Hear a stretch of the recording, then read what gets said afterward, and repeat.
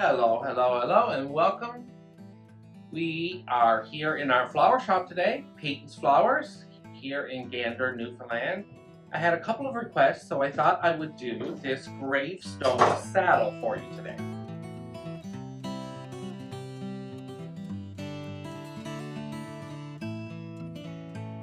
That's what we're going to do. This is the gravestone saddle wire frame. Can't really see it because of my shirt. There you go. There we go. So that's what we're going to do today. So the first step is to cut our foam. So I'm going to put the foam the same width as the legs of the stand. You see that? So the length of the legs, that's where I'm going to cut it to. So right there. There we go. And this foam is called Sierra. We just get it from our local wholesaler. So as you can see, there we go. Now the foam is the same length as the legs. You could go longer. I just find that this is plenty of foam for the size that we sell on a regular basis. So the next step is this plastic wrap called wreath wrap, and I'm going to wrap the four sides in that. So just like that.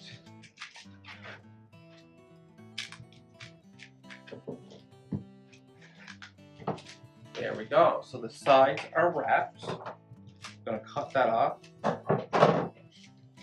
Just going to let that sit there because we're not done. Then I'm going to put that on our rack like that. And now I'm going to cover the top and the bottom, including the rack.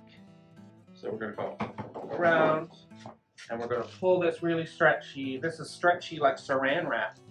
So I'm going to pull that so that is including that rack, and that's what's going to hold your foam onto your rack.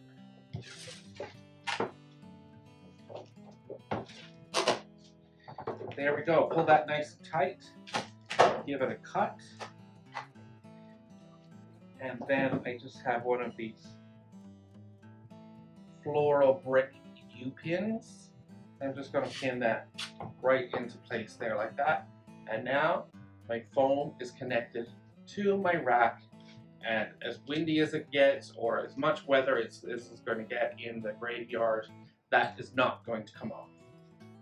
I always suggest to customers to pinch this as tight as possible before you slip it down over the top of the headstone, and that's going to give you a nice, secure grip on the headstone. All right, so today we're going to do purples and whites. I'm going to start with a line flower, and these are gladiolas. We're going to use white gladiolas.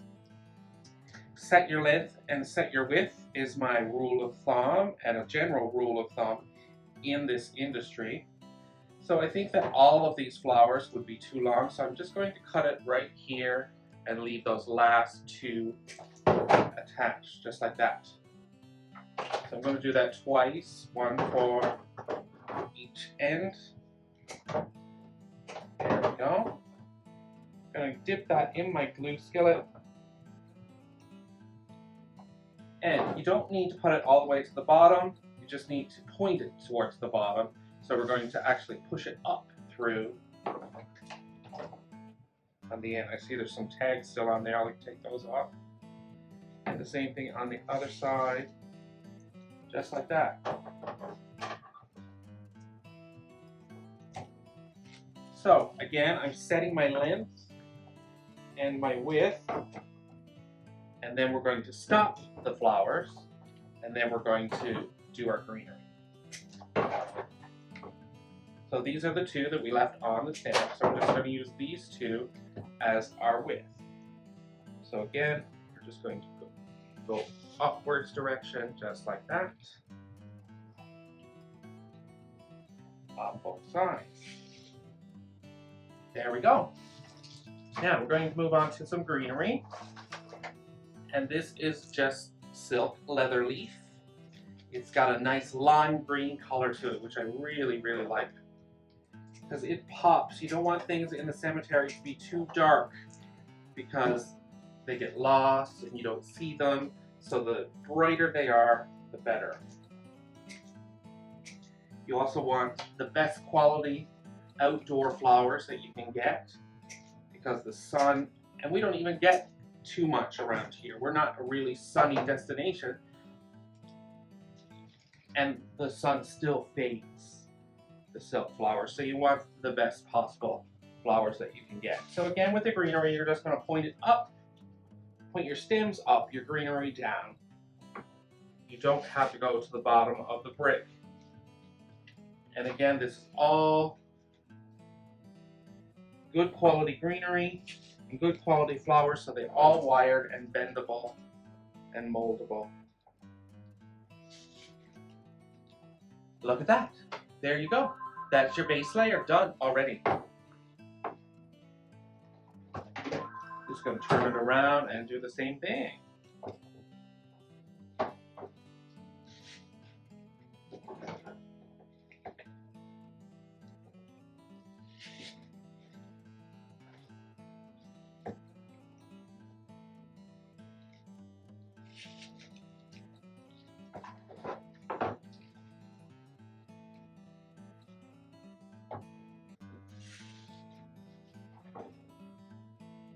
And there you have a full ring all the way around. Now we're just going to fill in the top and give it some height.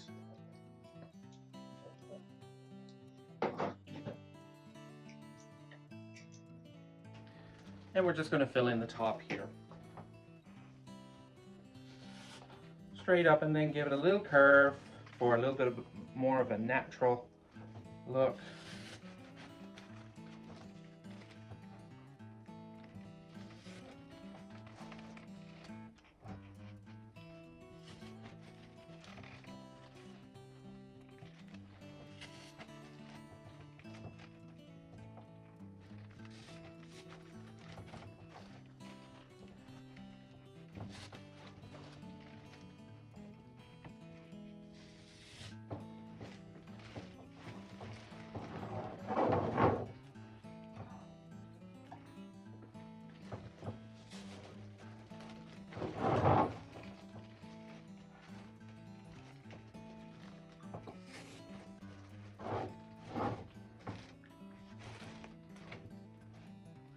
There we go, we have a nice shape there now. Nice shape. So now we're going to start filling in some of our flowers, and we can always go back at the end and add more greenery if it's not full enough. But you don't want your foam to be too cluttered with stems, because things will be too hard to get in then. I'm also, I don't know if I mentioned, but I'm also gluing every stem that I'm putting in, and that makes a more secure product in the end at the graveyard. All right. We're going to use some more of these gladiolas, but instead of leaving them long, I'm going to cut them in the middle now. So we're going to get two. Take the tags off. Did I take the tags off? Yes. So I'm going to go in the middle and point that way. And then another one.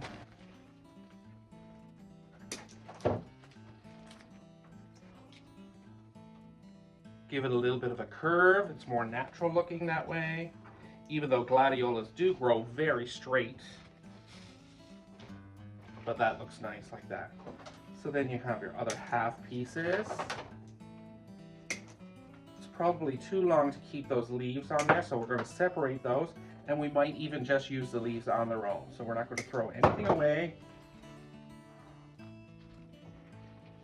And I'm going to go right in there.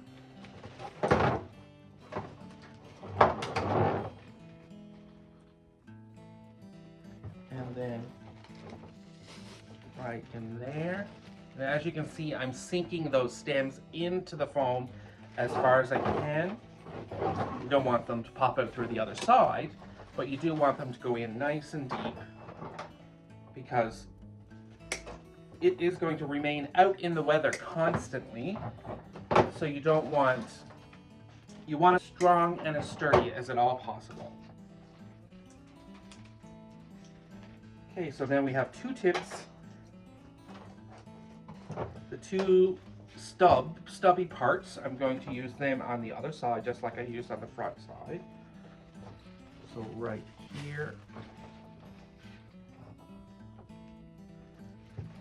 And right here. A little bit of a bend again. So I do have the 2 tips left over. I'm going to put those to the side for now. Maybe we'll get to use them, maybe we won't. It's okay. So sometimes I do put ribbon in these, sometimes I don't. But today we're going to give it a go and put a beautiful purple ribbon in there to match. So I want my ribbon to sit up about this high. So I'm going to have about a 6-inch loop. So a 6-inch loop, pinch it in the middle. Then another 6-inch loop, pinch it in the middle. And one more. I think we'll do 4 loops. 4 loops like that. And we're going to pinch it in the middle and bring it all up like that. Maybe one more. 5. Yeah, let's do that. All right, I have my heavy gauge wire here. Heavy gauge paper covered wire. I find the absolute best thing to use. It's moldable. You can mold it in your hands. You don't need pliers to do it. But it's nice and stiff, and because it's paper covered, it gives that grip that's going to hold that foam. So I'm just going to cut that off. Keep that, of course. Don't throw anything away. Now, you can just tug on my loops and get a nice, clean bow. I'm going to dip that wire in the glue, and I'm going to go right in here one-sided, and I'm going to go all the way down to the bottom.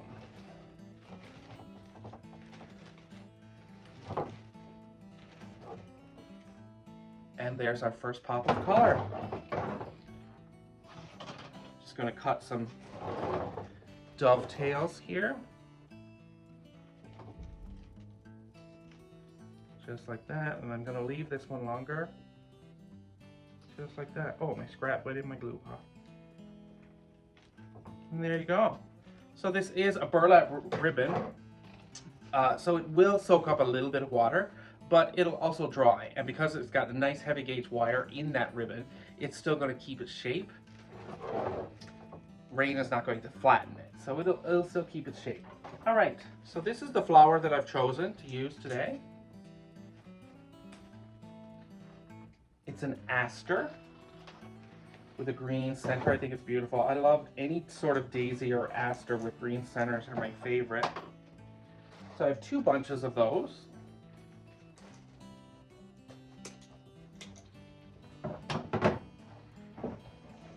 And we're just going to fill those in. So when you've got a bunch of flowers like that, you'll get some longer ones and some shorter ones.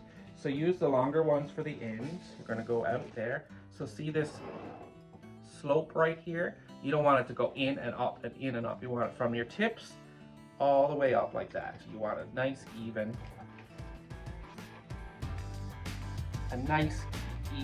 flow with your flowers.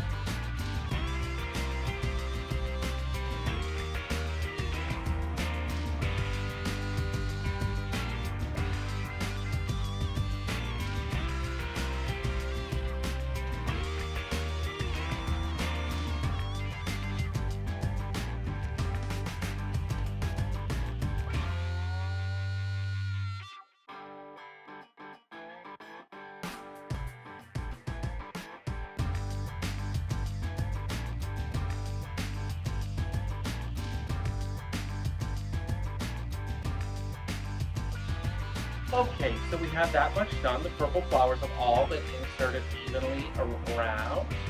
And you can still see that you can see in through. So we're just going to continue filling in there. I'm going to use another greenery, this ivy bush. These are push-ups, so you can push everything to the end. That way you get a more fuller look. A more full look. Not fuller, I guess. a more full look. All right, we're going to continue on. Just dip that in the glue and then in your arrangement. In the glue and then in your arrangement. You want that nice and full. I keep saying the same thing, that this is going to be out in the weather, but it is one of the main things about these headstone saddles. You can buy cheaper versions or make cheaper versions, but they tend to not last very long, and that is one of the reasons, is they're just not full enough. So when they're really full like this, even if it does get rained on or snowed on or any of that weather, it's not going to flatten itself out because it's too full to flatten itself out. So that's why we like to use lots of product, lots of filler, so you have a much more long-lasting product.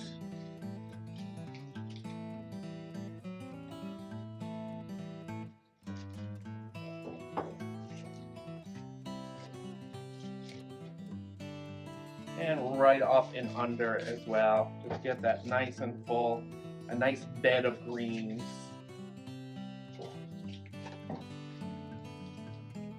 Right in there.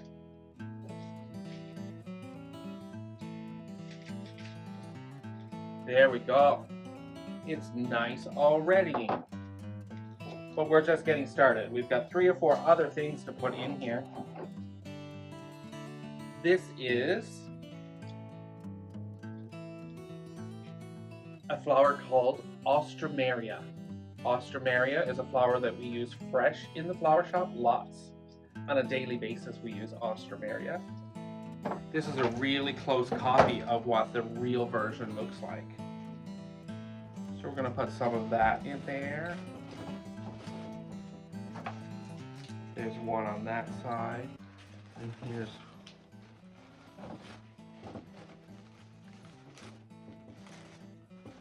look at that.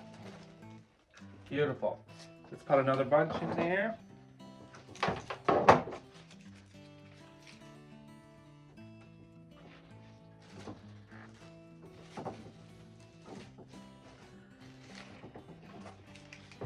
There we go.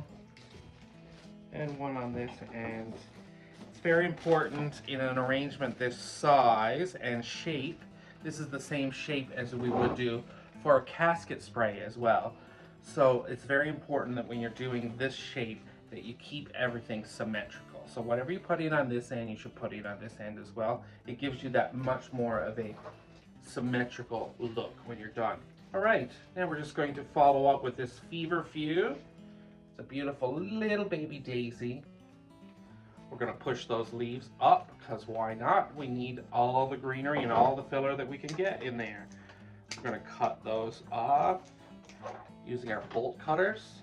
These are fantastic. They cut so smooth.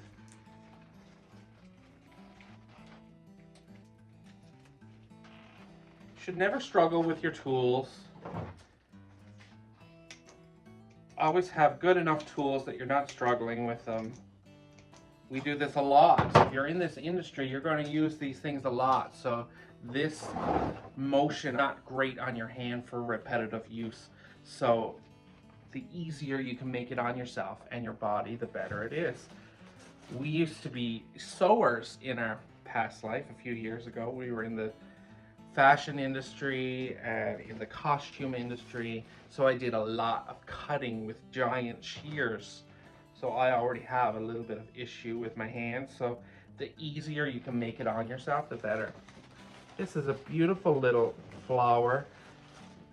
This little yellow center, it just makes a little pop and makes it look a little bit more natural, like it came right from the garden.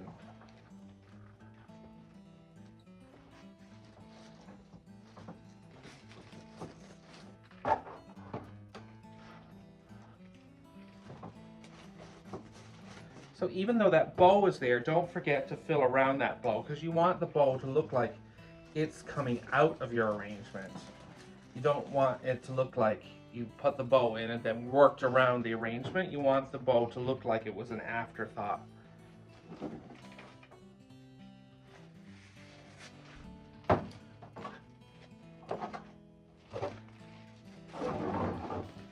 It's getting nice and full.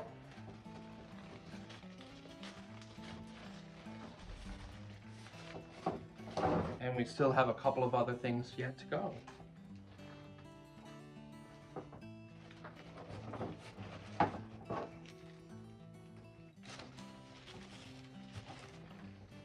Glue, take your glue away as you're working so it doesn't become too overwhelming at the end. All right.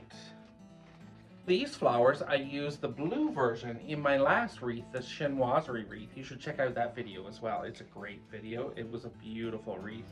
It's sold already, of course. These flowers are great. It again is a filler flower, and it just fills that out so nicely. For all of you guys who did watch that last video, thank you so much for tuning into our channel and watching us. We really appreciate it. Don't forget to hit that like and subscribe button. It really means a lot to us and helps us get this fun content out to other people. So thank you again. So we're just going to dip and put it right in there again. Dip and add, dip and add. I used 2 bunches again. That seems to be the number I like. 2 bunches of 5 seems to be good, so 10 stems of one thing. Now I have done it before where I've used 20 stems of one thing and had almost the entire arrangement in a cohesive flower. But for the most part, I like to shake it up and put 3 or 4 different styles of flower in there.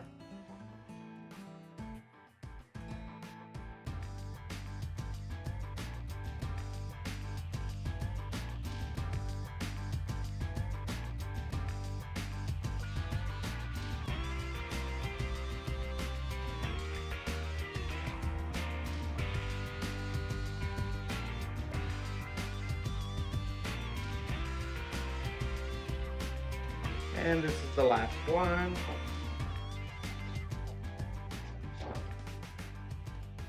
There we go.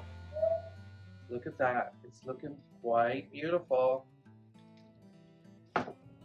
So this will be our last bunch, and I'm just going to cut the whole bunch off. And again, we have 5 stems on each bunch and 2 bunches for the entire arrangement.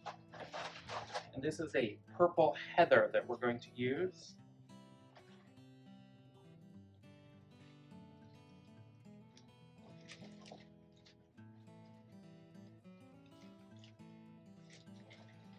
This is what we call a spike flower in the industry.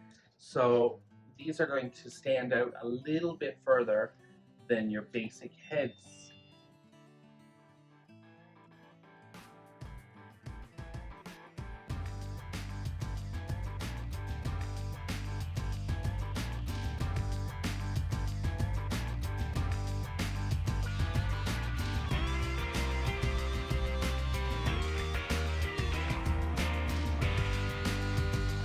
That little dance there. So nice.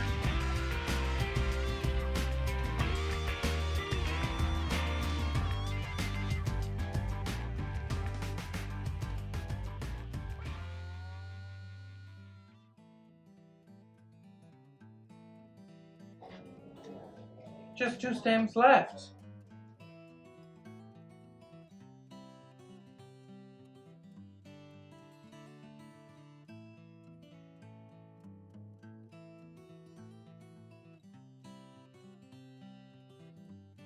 There we go, guys. Here is our finished gravestone saddle with the ribbon. I say that because maybe sometimes it's a little bit unusual to include ribbon in there, but I just love that extra touch. There we go. It's beautiful. It's high quality flowers. It is not gonna go anywhere. You could shake it, you can do whatever you want with it. It is windproof, it is rainproof. It is as tough as you're going to get when it comes to a grave saddle. So there you go. Hope you learned a little something today. Thanks for tuning in again. We'll see you next time. Remember to like and share. That would be great.